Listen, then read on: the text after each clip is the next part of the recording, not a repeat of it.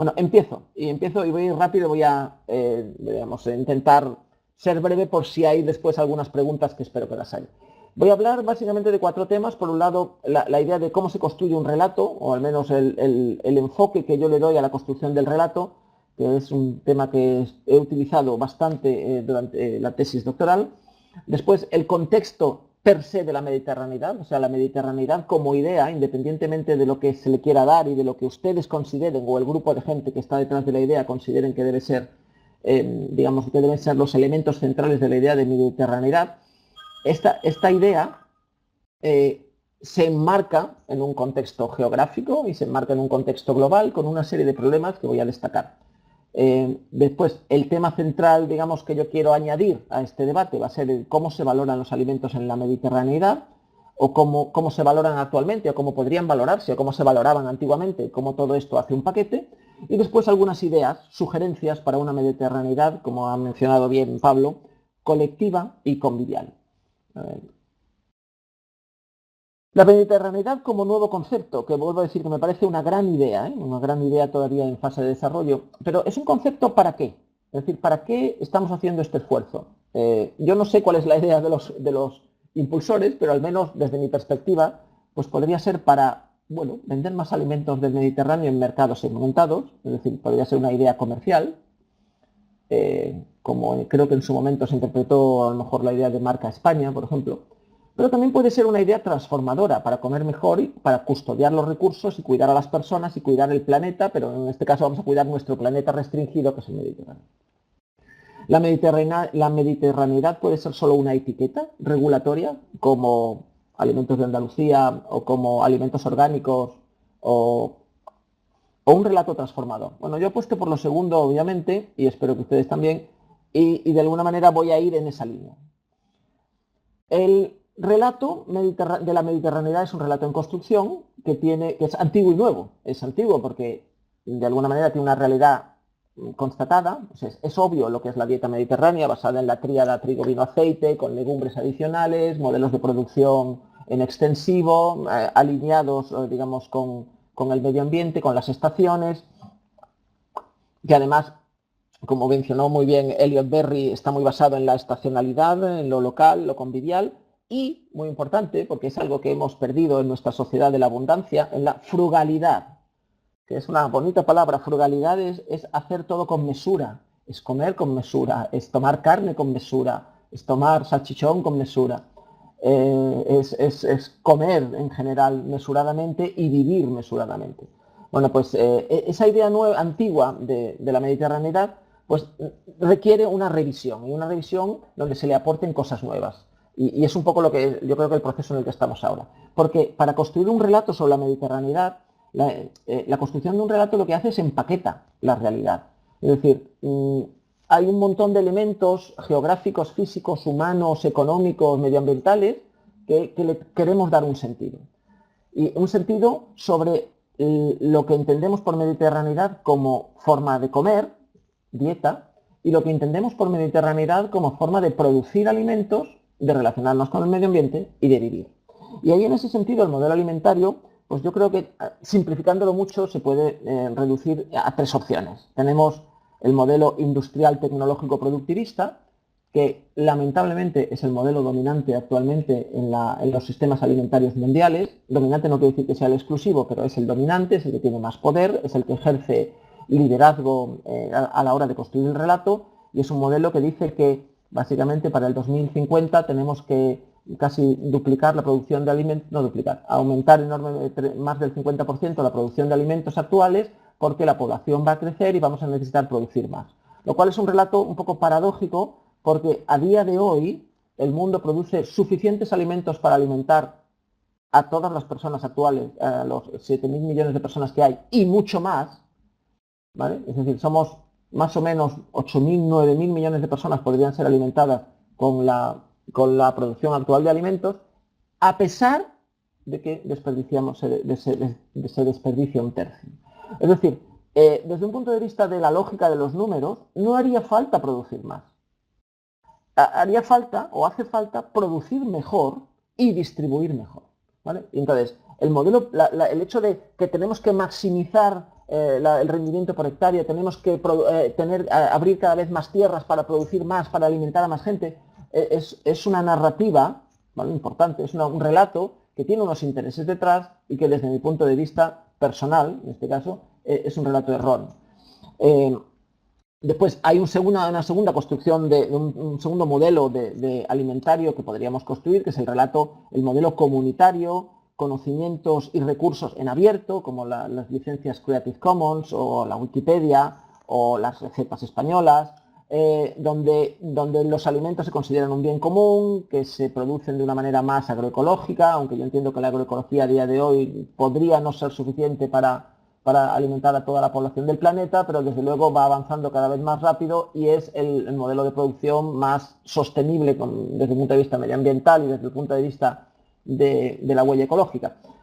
Por otro lado, los alimentos, el agua como derechos humanos, que es otro tema que ahora después hablaré. Es decir, es un modelo más basado en derechos, en armonía con la naturaleza y en un modelo de valores ético diferente un poco del modelo que impulsa el agroindustrial, donde básicamente es el mercado y la maximización de beneficios. Entonces, y después, como tercera opción, evidentemente, tenemos el modelo híbrido, donde hay un sector público, un sector privado y unas acciones colectivas que conviven de una manera diferente. Y ya veréis que, bueno, yo obviamente, aunque soy un enorme partidario emocionalmente del modelo 2, pero apostaría por el modelo 3. Entonces, en esa línea vamos. Para el relato, vamos a ver aquí. Para el relato, Obama, maestro de los maestros en la construcción de discursos y de relato argumentario. Porque los seres humanos nos movemos políticamente detrás de ideas. Y las ideas son historias. Es decir, alguien cuenta ideas y nos convence de que esas ideas son válidas y montamos toda una estructura social, unas políticas, unas leyes, unas subvenciones en torno a esas ideas. Y eso lo explica muy bien Yuval Harari, este autor famoso del libro Sapiens, que establece que gran parte de las cosas que creemos en el planeta que son cosas, hechos consolidados, que no podrían ser de otra manera, no dejan de ser relatos, construcciones sociales. Y construimos relatos para persuadir a los demás, para explicarnos a nosotros mismos, construimos mitos, y los relatos son fundamentales, porque las políticas, las inversiones, las guerras,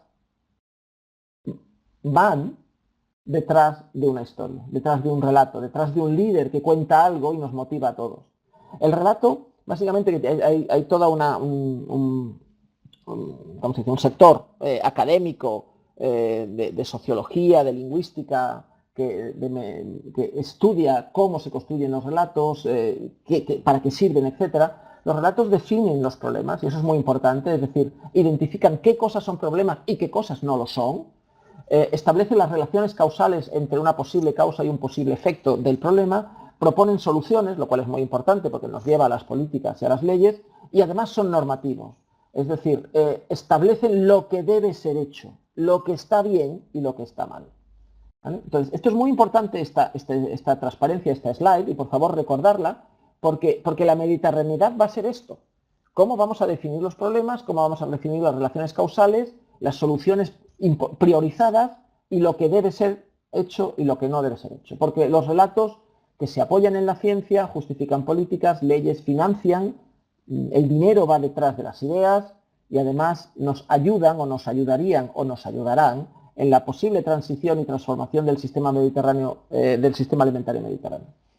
Ahora, una vez que he explicado un poco la idea de lo que yo opino que es, o sea, la idea de mi enfoque a la construcción del relato, vamos a hablar un poquito rápidamente del contexto. Y digo rápidamente porque he visto que algunas de las cosas de las que os voy a mencionar ya han sido mencionadas por otros autores. Pero COVID, obviamente vivimos y viviremos en un periodo COVID, pero no solo COVID por el COVID actual, sino COVID por las futuras infecciones y futuras pandemias que seguro que van a venir en el futuro, porque además cada vez está más claro que nuestro modelo de producción alimentaria y nuestro modelo de consumo, destruyendo los bosques, acercándonos enormemente a zonas que antes eran vírgenes, donde los virus campaban a sus anchas sin afectarnos, el modelo de producción intensivo de cerdos y de ganadería, o de bisones, como nos dice en Dinamarca, pues hace que cada vez salten más enfermedades, más virus de los animales a los seres humanos. El sistema alimentario actual, otra parte del contexto, y esto ya se ha hablado, es el mayor transformador y destructor de la naturaleza. ¿Vale? Muy importante. La manera de producir y la manera de consumir es a día de hoy el mayor motor del desequilibrio planetario que tenemos. Por el consumo del agua, por el consumo de tierras libres de hielo, y porque un tercio de los gases de, más o menos, ¿no? Un tercio, entre 25 y 33% de los gases de efecto invernadero son producidos por el sistema de producción, y porque la agricultura, a pesar de lo que se piense con la teoría y las ideas de la modernidad, sigue siendo fundamental, evidentemente en los países en vías de desarrollo del sur global, pero un 40% de la población mundial depende directamente de la producción agrícola. Y el sistema alimentario no solo destruye la naturaleza, sino que es dañino para la salud humana, por la cantidad de millones, ya veréis, de personas que hay en inseguridad alimentaria. Actualmente, según las cifras del informe del Estado de Inseguridad Alimentaria de FAO, de PMA, del Programa Mundial de Alimentos, de IFA, de UNICEF, etcétera, estamos hablando de 690 millones de personas subnutridas, pero es que además la forma de comer y el tipo de alimentos que comemos ultraprocesados nos están llevando a una epidemia de obesidad, como veis ahí en la revista de Lancet, que se combina con malnutrición, con cambio climático, y también estos informes de Eat Lancet, de la comisión de Lancet sobre dietas saludables, pues establecen que verdaderamente nuestro sistema alimentario no nos alimenta correctamente, nos alimenta o por defecto, ¿no?, con el hambre, o por exceso con la obesidad y el sobrepeso. Entonces, mediterraneidad. La mediterraneidad no puede ser o no debería ser solamente un concepto gastronómico, o no debería ser solamente un concepto de dietas de las personas que pueden comer. La mediterraneidad debe tener en cuenta que en el Mediterráneo, y como ven ustedes ahí en la presentación, hay entre 8 y 18 millones de personas hambrientas, oficialmente, según el estado de inseguridad alimentaria que he mencionado anteriormente, que es un informe regular que producimos las agencias de Naciones Unidas relacionadas con la alimentación y la nutrición, y hay 80 millones de personas obesas. Es decir, hay 80 millones de personas para las cuales la dieta es nociva, y digamos entre 8 y 18, dependiendo del indicador que se use, y se ve arriba, ¿no?, si es el indicador de subnutrición o el indicador de inseguridad alimentaria severa, entre 8 y 18 millones de personas están hambrientas, ¿no?, o insuficientemente alimentadas, para los cuales la dieta mediterránea es una quimera, es una aspiración. Ya les gustaría a ellos comer la dieta mediterránea, y como ven hay un enorme desbalance entre el Mediterráneo del norte, donde también hay subnutridos y personas en inseguridad alimentaria, y concretamente en España, según este informe de la FAO, hay 800.000 personas en inseguridad alimentaria severa. Y lo vuelvo a repetir porque cuando salió el informe apenas esta noticia no ha aparecido en los medios. No suele aparecer en los medios, porque el hambre da un poco de vergüenza en España, pero 800.000 personas, según los datos oficiales de este informe de Naciones Unidas, están en inseguridad alimentaria severa en España. Es decir, eso también debería ser considerado en el marco de la mediterraneidad. Aquí el Hunger Map, que es un instrumento de datos reales con el que trabajamos en el Programa Mundial de Alimentos, pues como pueden ver, he hecho un zoom para el Mediterráneo, y las zonas que están en amarillo tienen consumo alimentario insuficiente moderadamente alto, naranja alto y rojo muy alto. Entonces, como pueden ver, pues el norte del Mediterráneo está claro, o sea, no hay problemas. Entonces las zonas amarillas pues están básicamente todo lo que es Marruecos, Argelia, y las zonas rojas, Egipto evidentemente, y las zonas rojas pues están, claro, en Siria, en el Líbano, también algo en Jordania, entonces, y después amarillas en Turquía. Es decir, de nuevo vuelve a haber desde el punto de vista del consumo dos Mediterráneos, el Mediterráneo de la abundancia y del sobrepeso, y el Mediterráneo de la inseguridad alimentaria. Y esta gráfica, que la pongo siempre, es decir, la inseguridad alimentaria causa en el cerebro de los niños una menor esponjosidad, y por tanto los niños son más torpes, menos rápidos, piensan menos, y esta deficiencia que provoca el hambre, la desnutrición crónica en los niños, nunca se recupera. Es decir, los niños siempre van a tener ese cerebro menos esponjoso, y el resto de su vida es una cadena perpetua, porque nunca van a poder salir del ciclo de la pobreza.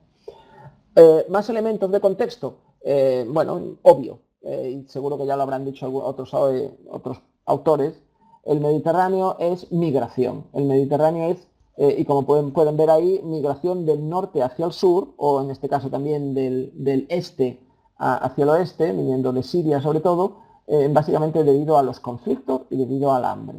La inseguridad alimentaria y los conflictos son las causas que están detrás de que la gente venga a buscarse la vida al norte.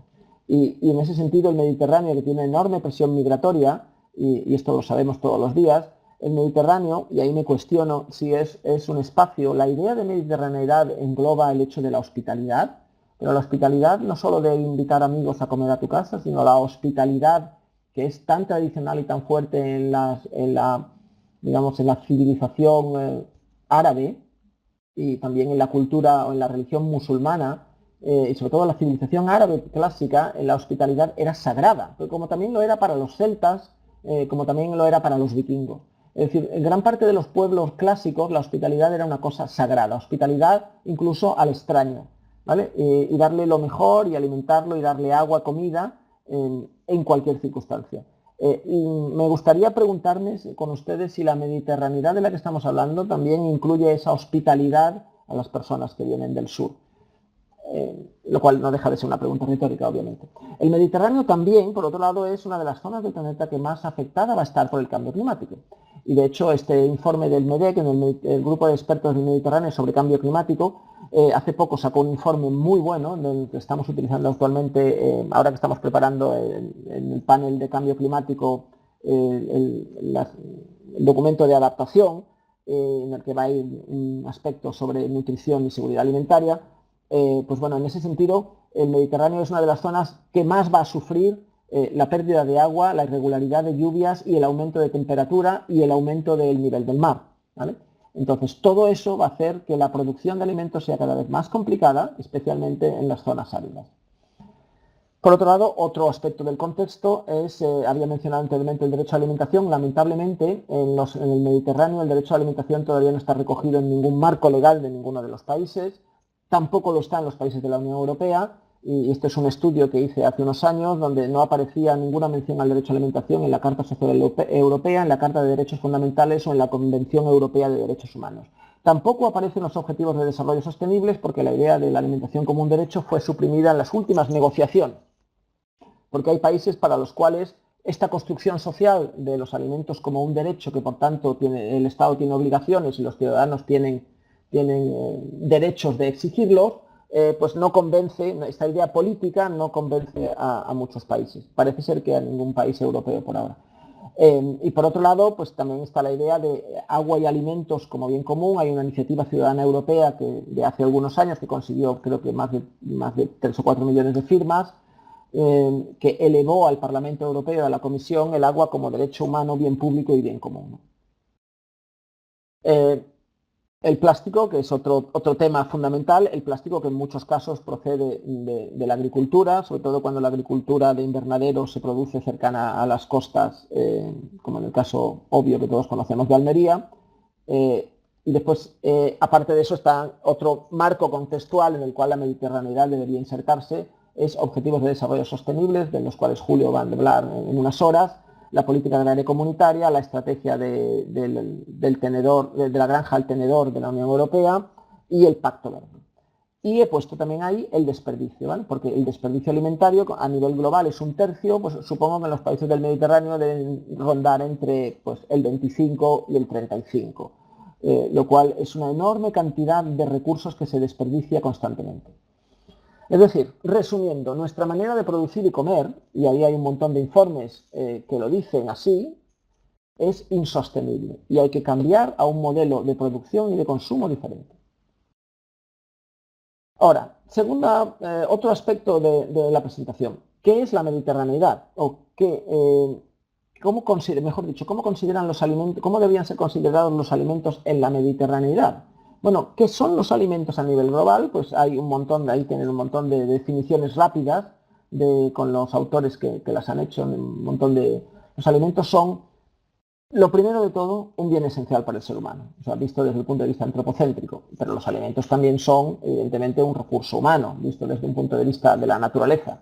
los alimentos son un determinante social, son un instrumento de poder, una mercancía, un bien privado, un bien público, un bien común, un derecho. Tienen múltiples significados. Y dentro de esos múltiples yo les voy a proponer la elaboración de un significado que sea multidimensional. Los alimentos, junto con el aire, el agua y la luz solar, son de los pocos recursos, o sea, son los recursos naturales que necesitamos todos los seres humanos para sobrevivir. La luz solar es un bien público y un bien común. El agua era un bien común hasta hace poco y ahora todos sabemos que estamos en un proceso de privatización rapidísimo de los recursos del agua. El aire sigue siendo un bien público o un bien común, pero está en proceso de privatización con los derechos de emisión de CO2, es decir, alguien paga para poder contaminar mi aire, o mejor dicho, nuestro aire. Alguien paga y como paga compra el derecho a contaminar el aire, que es de todo. Y por otro lado, los alimentos, el cuarto bien esencial que todos necesitamos para tener energía y seguir viviendo, a día de hoy están casi totalmente comodificados, casi totalmente mercantilizados, privatizados. Y sin embargo, los alimentos que son esenciales para la vida, su acceso no debería estar determinado exclusivamente por el poder adquisitivo de cada uno.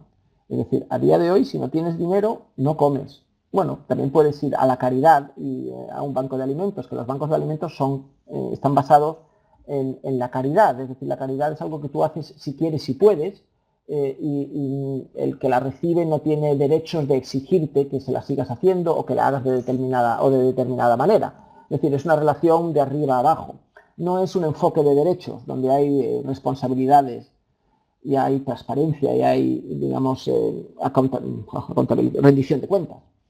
Y la narrativa dominante establece que los alimentos, al ser una mercancía, pues el mejor sistema de distribución es el sistema de mercado, lo cual tiene lógico. Si se valora como mercancía, pues el instrumento, y el mercado no deja de ser un instrumento para el bienestar de la humanidad, el instrumento pues, más adecuado es el mercado. Pero este sistema actual industrial, de producción industrial, que algunos autores denominan low cost, es un sistema que genera muchas desigualdades, que es ineficaz enormemente, porque si no tiene insumos constantes que producen energía, básicamente de petróleo y de trabajo mal pagado, no sería rentable, y sin las subvenciones, evidentemente no lo sería, y es insostenible, porque es el sistema alimentario, como he dicho anteriormente, que se está comiendo el planeta. Y además, los que producen alimentos son hambrientos, la comida mata, porque genera enfermedades asociadas que mata a varios millones de personas al año. Cada vez hay menos comida para las personas, porque la comida se destina enormemente, gran parte de lo producido, a alimentar al ganado, y la comida se desperdicia. Entonces, si pudiéramos imaginar un sistema alternativo bueno, ¿cómo sería? Y aquí viene una de las propuestas que me gustaría, digamos, plantearles. Sería un sistema, digamos, parecido al actual, donde hay acciones colectivas, donde hay un mercado, evidentemente, unos actores de mercado, y donde hay un Estado que regula a las acciones colectivas y regula el mercado.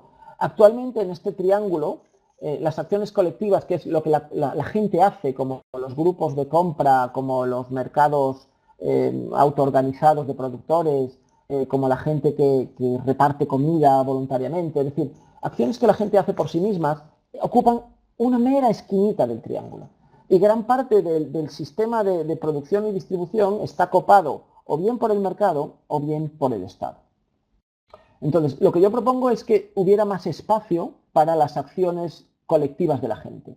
Acciones como, y voy a poner algunos ejemplos antiguos, es decir, digamos que vienen de largo recorrido, pero que siguen vigentes a día de hoy. Y ya verán, sorprendente. El Tribunal de las Aguas de Valencia, que muchos de ustedes conocerán, es una antigua institución donde, digamos, entre comillas, el pueblo, sin intervención directa del Estado o de los poderes, digamos, coercitivos del Estado, o bien sin los inputs o los incentivos de beneficio que tiene el mercado, pues la gente se organiza y se ha venido organizando desde hace tiempo. Es una de las instituciones jurídicas más antiguas de gestión de agua más antiguas del mundo.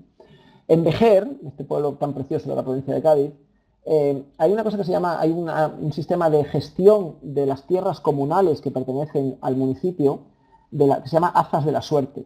Y es un sistema que viene funcionando y repartiendo las tierras entre los vecinos del pueblo desde 1288. Y es un sistema que funciona a día de hoy tiene cobertura jurídica y tiene una resiliencia institucional enorme. Se pueden imaginar 3.500 hectáreas que han venido siendo repartidas desde hace siglos. En Italia hay otro sistema, ¿vale? Se llama enfiteusis, también en algunos lugares como Nonantola, tiene más de 1000 años esta gestión de recursos naturales diferente. Y en toda Europa, ya para resumir, porque voy a tener que ir rapidito, en toda Europa hay un 5% del territorio europeo, más o menos, que está gestionada de manera común. No por parte del Estado o no por parte de actores privados. En Galicia, mi región, un 25% del territorio es de propiedad colectiva y comunal. Territorio que o bien son bosques, o bien son terrenos de pastoreo, o bien en algunos casos pues son zonas de producción agrícola. A ver, vamos a ir más. Entonces, la propuesta de considerar los alimentos como un bien común está basada en que se valoren correctamente todas las dimensiones de los alimentos que no pueden ser monetizadas. Evidentemente los alimentos pueden ser un commodity o una mercancía, claro que sí, se deben y se producen en el mercado, pero no solo exclusivamente. Hay otros factores como medicina, recursos, derecho humano, que no pueden ser monetizados y por tanto la construcción social de los alimentos debería ser diferente de una pura mercancía. Y si los alimentos no son una pura mercancía, pues puede haber otros sistemas, otras políticas, y aquí ya, digamos, entro en las dos últimas slides, podría haber otros mecanismos que hasta ahora no están siendo suficientemente explorados. Es decir, podemos valorar o tener en cuenta la mediterraneidad como un concepto tecnomodernista, donde varios de los elementos que se han mencionado anteriormente en este congreso pues están recogidos, la digitalización, el Big Data, blockchain, trazabilidad, invernaderos, etc. Todo gobernado por leyes de mercado y protegido por patentes. Esta es una opción, no digo que sea la adecuada evidentemente, pero es una opción y puede haber un riesgo de que la mediterraneidad se entienda por ahí. Por otro lado, puede haber una mediterraneidad radicalmente alternativa, donde prime lo colectivo y lo común, la consideración de los alimentos como construcción social, como bien común, derecho humano o bien público. Esto ya existe, como habéis visto, en el Mediterráneo. Hay ejemplos, las recetas, se ha hablado de gastronomía, las recetas mediterráneas es un conocimiento abierto donde no existen las patentes, todo el mundo puede hacer gazpacho sin que tengas que pagarle a nadie y la receta del gazpacho es variada y diversa, eso sí, es muy diversa, rica e innovadora.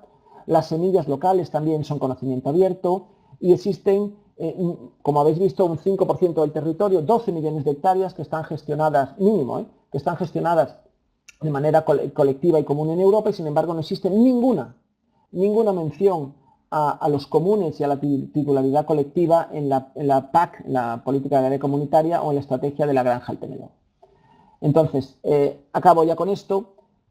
Yo lo que propongo es que ni lo más extremo de la tecnociencia, ni lo más extremo de la hipercolectividad, vamos a encontrar, como decía Aristóteles, en el equilibrio está la virtud, vamos a encontrar un equilibrio, ¿no? Una posible mediterraneidad híbrida donde primen valores de convivialidad, hospitalidad, diversidad, placer, por supuesto, porque comer es un placer o debería ser un placer para todo el mundo, salud y nutrición, alimentos sean más que una mercancía, justicia social, derecho a alimentación, que ya habéis visto que no lo hay todavía en Europa, ni en Europa ni en el Mediterráneo, y resiliencia al cambio climático que nos va a golpear duro. Una mediterraneidad donde sí se utilicen esas herramientas, blockchain, invernaderos, gastronomía, pero también otras como agroecología, cooperativismo, es decir, la tecnología sí, por supuesto, pero como herramienta, no como fin en sí mismo, y tecnología a ser posible en abierto, que todos podamos disfrutar y no que esté protegidas por patentes para beneficiar a unos pocos, y básicamente, como he dicho, en unos pilares donde los jóvenes y los mayores, es decir, sea un patrimonio vivo, esta mediterraneidad, donde la gente mayor disfrute y hable de los conceptos antiguos que están asociados a la mediterraneidad, pero la gente joven también pueda vivir una mediterraneidad, digamos, acorde a sus tiempos, ¿no? Con sistemas alimentarios sostenibles que no nos hagan daño y que no nos enfermen ni por defecto, es decir, no tener suficiente para comer, ni por exceso, es decir, comer mucho y mal, y sobre todo también, y me gustaría acabar con esto, donde las mujeres y los pequeños productores sean, y diciendo a las mujeres por dos razones, unas porque son gran parte de los pequeños productores a nivel mundial, y segundo porque hasta ahora habían jugado, y digo hasta ahora porque ahora la situación con los nuevos roles de género está cambiando, pero hasta ahora habían jugado un papel fundamental en el tema del conocimiento de los sistemas alimentarios, tanto de las semillas como de la cocina y de los saberes tradicionales. Entonces, con esto ya acabo, porque ya ha llegado mi tiempo. Me alegro de haber tenido esta oportunidad de poder contribuir y estoy abierto a cualquier tipo de pregunta. Muchas gracias.